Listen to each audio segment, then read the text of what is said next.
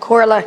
Taoiseach, last July during Leaders' Questions, and indeed several times since then, I have raised the backlog of 1,000 disabled applicants who are seeking a primary medical certificate.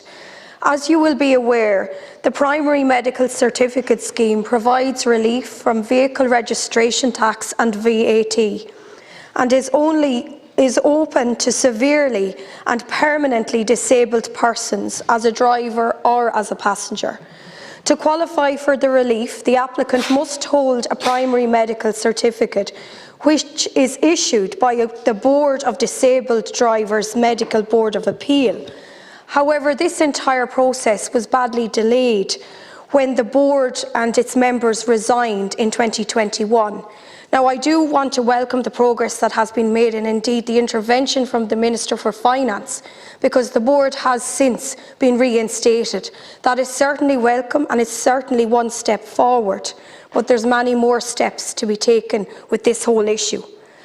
Unfortunately, one of the key reasons for the resignation of the board members, the previous board that is, was the ridiculous severity in respect of the eligibility criteria for a primary medical certificate.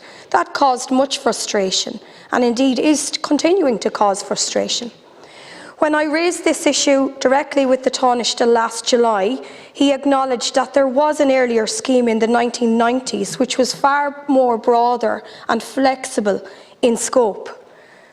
He was referring to the Disabled Drivers and Disabled Passengers Regulations 1994, which allowed for eligibility on medical grounds of disabled persons who were severely and permanently disabled, including those wholly or almost wholly without the use of both hands or arms, or wholly or almost wholly without the use of one leg.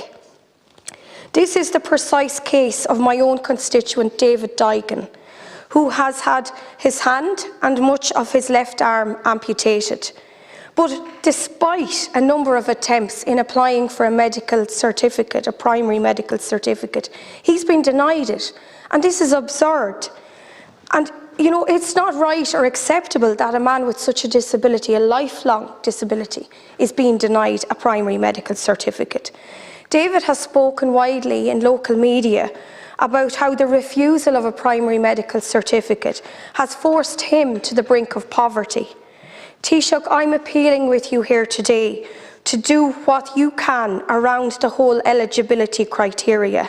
The re-establishment of the Board of Appeal was a welcome and positive move, but all of that work has been undermined because of the way in which the eligibility criteria for a primary medical certificate is being applied.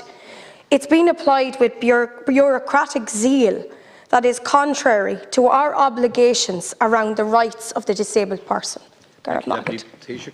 I just want to thank Deputy Nolan for raising this very important issue, and I think we can all agree in the House that we need to do all that we can to ensure that people with disabilities have independence and have freedom and can take up employment, can use a car, can travel, can do all the things that we need to do and they need to do.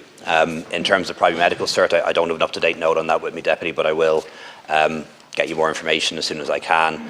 I know the Minister of Finance is seized of the matter, has appointed new board members, as you mentioned, and is trying to get through the backlog of cases that need to be considered.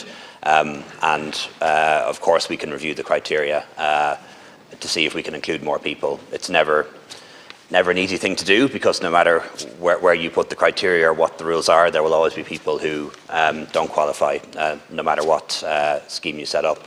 But I take your point that in some cases the rules are too strict and too harsh, and perhaps they're being enforced too strictly. And I'll certainly discuss that with Mr McGrath. Nolan, Taoiseach, I thank you very much for your comments and indeed your commitment to pursue the issue further. I just want to add that, you know, we're talking about 1,000 applicants here, and even if that number were to increase slightly, it wouldn't put the state under undue pressure. I believe that it's something that we can do, it's something that is achievable, and it's something that we must do in terms of ensuring that this state has credibility for supporting and upholding the rights of people with disability. I also want to ask Taoiseach if you would also take on board that there may also be an option. It's my understanding that the Minister could bring forward a statutory instrument and that would resolve this matter. Again, I want to stress that we're talking about small numbers here, and I believe that there is an onus on us now to deliver for those people. There's 1,000 now, and even as I said, if it increased slightly, these people have been, I feel, unfairly treated, and they need their primary medical certificates, and it's only fair that they get them. Gareth Maggott. Thank you. Taoiseach. Thanks, Deputy. And I've come across one or two not dissimilar cases in my constituency too, and you can have my assurance that I will follow up on this. Minister McGrath's in Brussels today, but I'll see him during the week, and we'll try and make some changes to make things better.